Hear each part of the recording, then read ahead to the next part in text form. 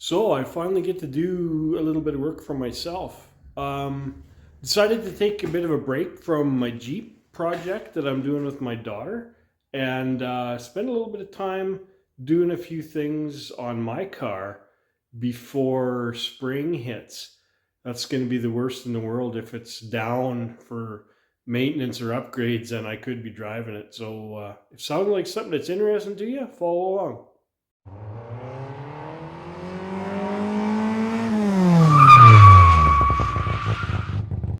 Now, this here is my 74 Plymouth Duster. It's restored by me. I did basically everything except the body and paint. I bought it as a restored painted shell out of Texas several years ago. And it took me about 2 years to screw it all together. And I've just been making modifications and upgrades and downgrades ever since. So as it sits right now, she's got a wore out 318. It's got an A500 overdrive automatic. It's got an 8 3/4 rear with a 430 sure grip in it. And that's about it. This spring, I got big plans. I got a motor swap. I've got a bunch of interior work to do. It's the interior was just put together so that I could drive it when I first got it going. It's got these seats that look super crummy out of a 96 Dodge Avenger. They're actually a real nice, comfortable seat, but they're filthy dirty and ripped up a little bit here and whatnot. But my plan is to teach myself how to do some upholstery work, and I'm gonna do my best to recover those to match the rear seat as best I could. It's just got a stock rear seat that's in real nice shape, so that'll be left just the way it is. Now I will be replacing the door panels. I just covered the factory door cards with just plain black vinyl, and it was great. And I drove it like that for a long time, but I decided finally to bite the bullet and spend the big money. And let me show you what we're putting in. So for Legendary Auto Interiors, I picked up these new replacement repop door panels, and they look really nice. I have to say, I'm super impressed with them. I'm using these and a pair of originals that I got originally from the swat of parts that I got when I picked up my car in Texas all those years ago. I painted them to as close as possible match these repop ones, and I think it's going to be a real nice improvement. It's just something I've always wanted ever since I put the car together. I see fellas with stock door panels, and I was always envious. So now, finally, I should have what I want. And to boot, I've got a nice new auto custom carpet set. The black carpet and the carpet that goes around my factory console. Both of those that I picked up a couple of years ago now, and I've just been hoarding parts, waiting to get all that stuff together. Now, again, when I picked up the car in Texas, the fellow I bought it from had a plan to put a all brown interior in it, and he had a real thick, heavy duty brown carpet. And that's actually what I put in because it beat the hell out of driving it around with a metal floor. It didn't fit worth a damn, and I didn't do a very good job of trying to cut it in. So it's another thing I've always wanted to replace it, but I just never got around to it till now. Got busy building a truck with my son, got busy building this Jeep that I'm building with my daughter. Now finally maybe dad gets a chance to do a couple things to his car again. So that's where we're going to go with this here right now. For this first video, I'm just going to show you replacing the door panels, and we'll see how much else we get done. If I can get it all done enough in time, we may even cover off doing the carpet and whatnot like that. There's a bunch of stuff that I plan to do all kind of at the same time. I've got a factory console in here with an aftermarket shifter grafted into it.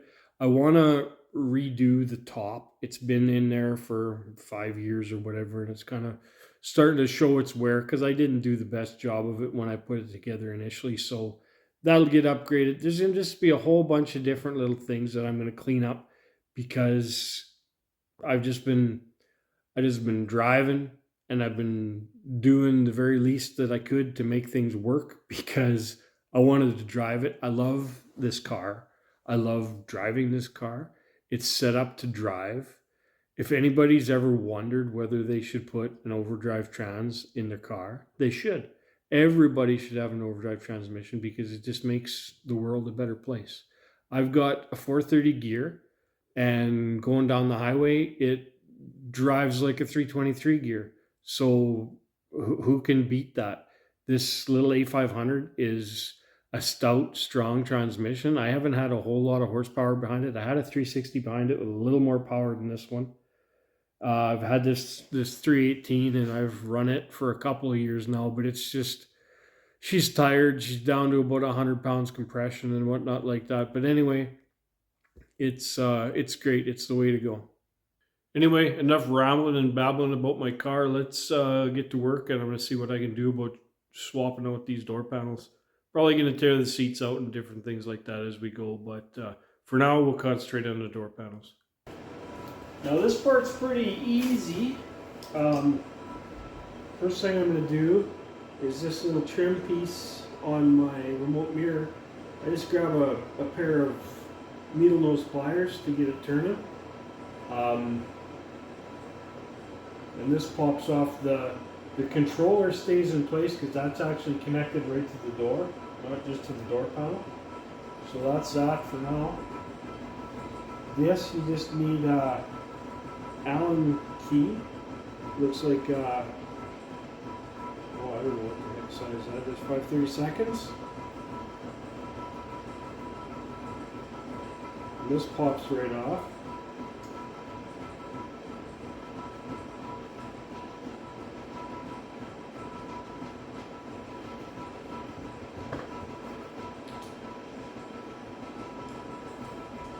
Now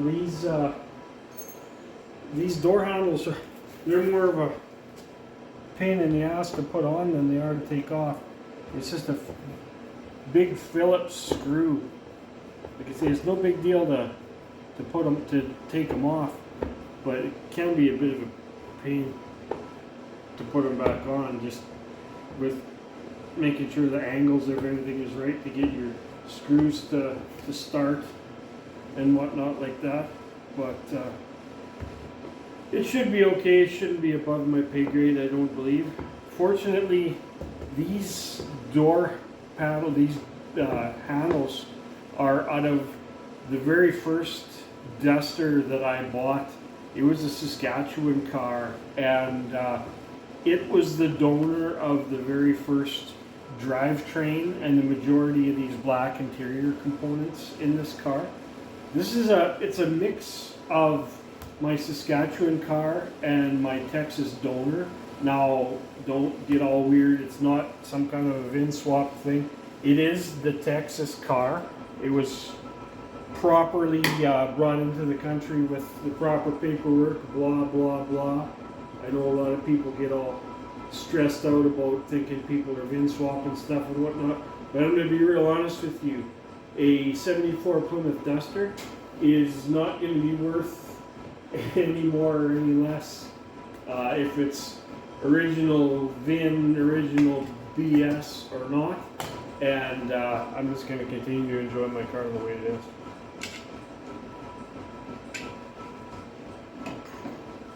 Now the rest of this, it's just these good old Mopar Ford style pins that hold it on. These things here, looks like I'm missing a few, but that's okay. I've got a few more laying around the shop here, and we'll use the new ones to put on the new door panels.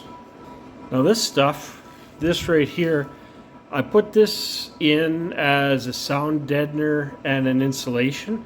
It's just this rubbery backed, I think it's actually a roofing stuff.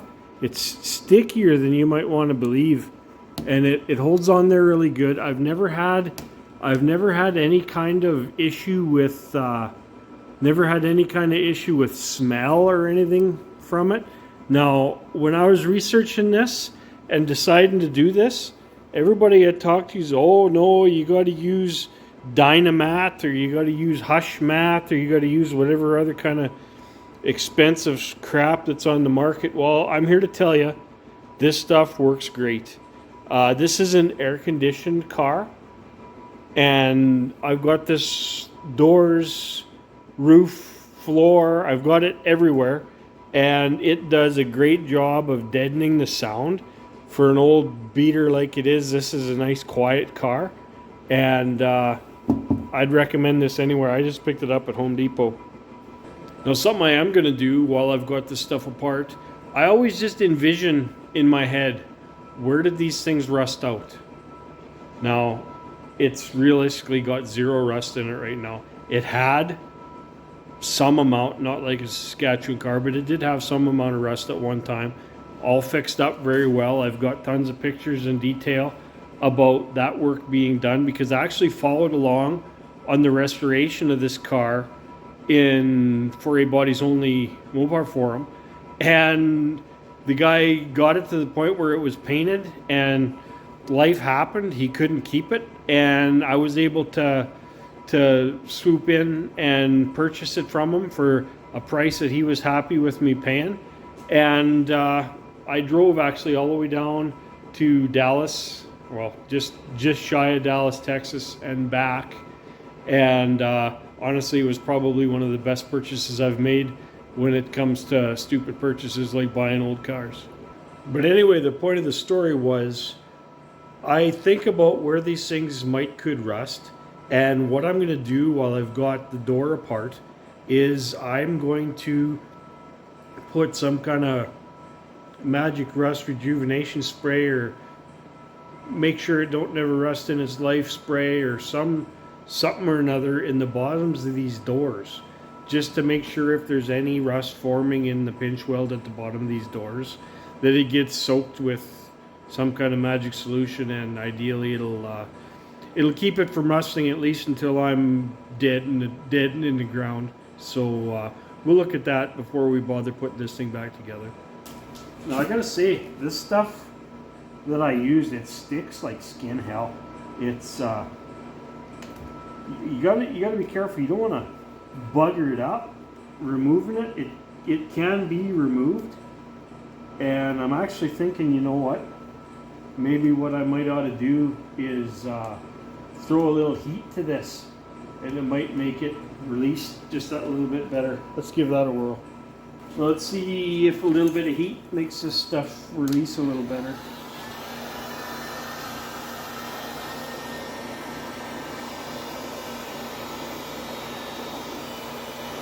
Usually with any kind of adhesive at all, some heat will make it come off a little better.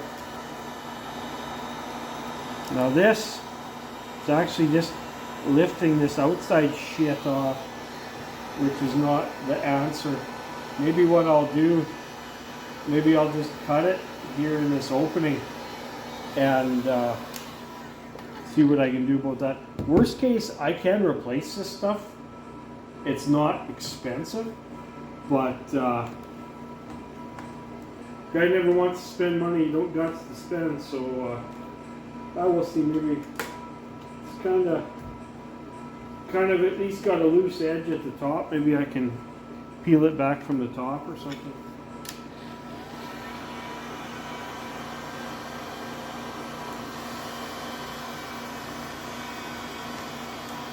Nope. No, you give her any heat and she just wants to fall right apart. So heat is not the answer. So that looks amazingly good down there. There's just a little wee hair of dust and shit in there, but you know, I can't see any orange rust at all. So I'm really happy with that. Now what I will do is I will vacuum that out and just blast a little bit of rust check in there and she'll be good to go. Now a couple things about these repop door panels. You just gotta pop these little things out. They were filled with cardboard, but they were die cut before, which is no big deal.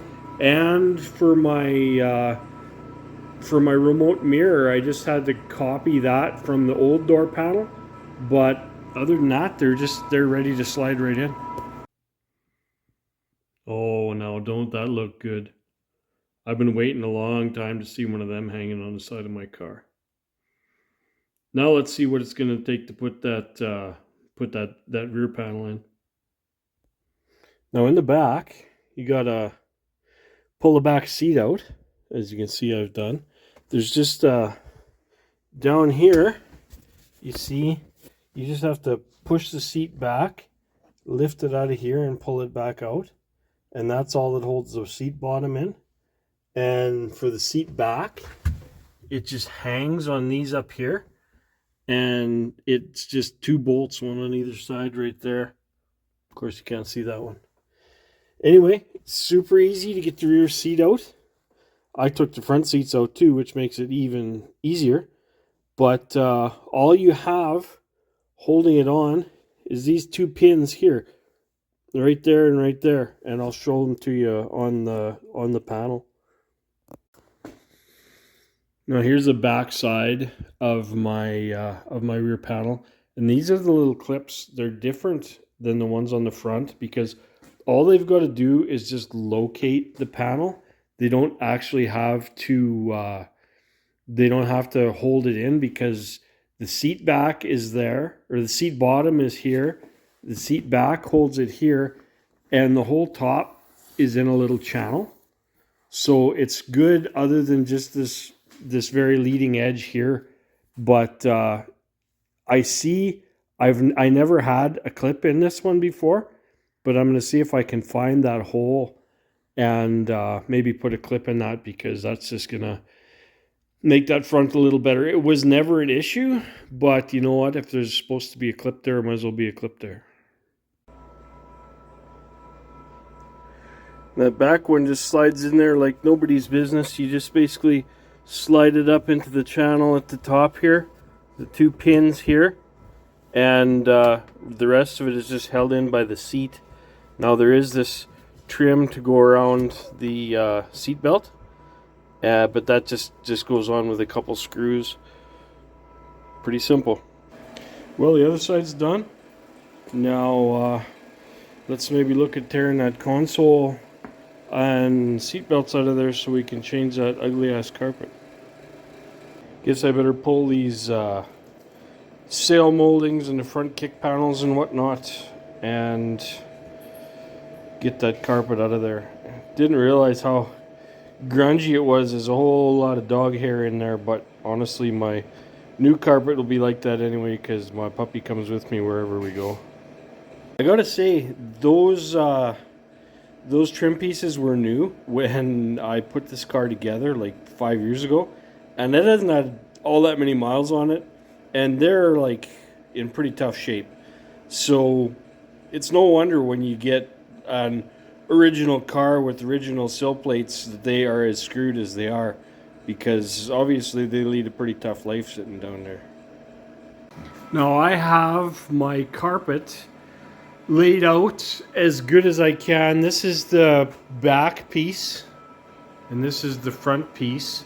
Now I've only ever heard of people doing this in the summertime when you're able to just lay it out and let the sun get it nice and hot so that it's nice and pliable. I'm in my garage in the wintertime doing my best. I really hope this isn't going to screw it up in the long run, but I got to give it a try.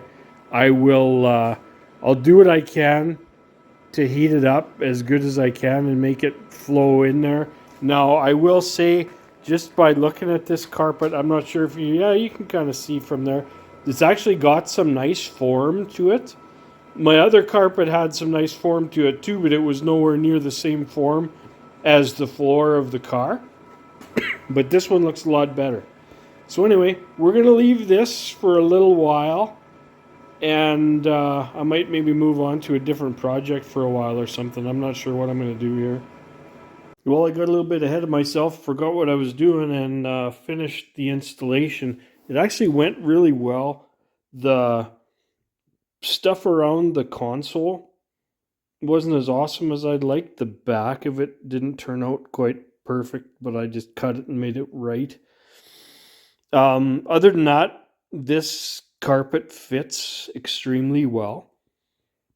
Really happy with the quality of the carpet from Auto Custom Carpets. Really happy with the quality of the door panels from Classic Industries. It really, really, really improved the interior of my car. There's a few more little things I'm going to tune up in here. Not a big deal, but the big one is going to be recovering those seats before they get put back in here. Well, that's it for this video. Just brought you along as I screwed around doing a couple little things with the car. Hope you enjoyed that. Got a little bit something out of it, and I really enjoyed it. I'm really looking forward to using this thing again. I haven't done much but drive it for quite some time. So if you're interested, I'll be swapping out the engine and cleaning up the electrical system, installing an electric fuel pump, different things like that. So sounds like something that's interesting to you. Hit the like button, subscribe to the channel, and get notified of any updates, any new videos that I put out. Thanks for watching.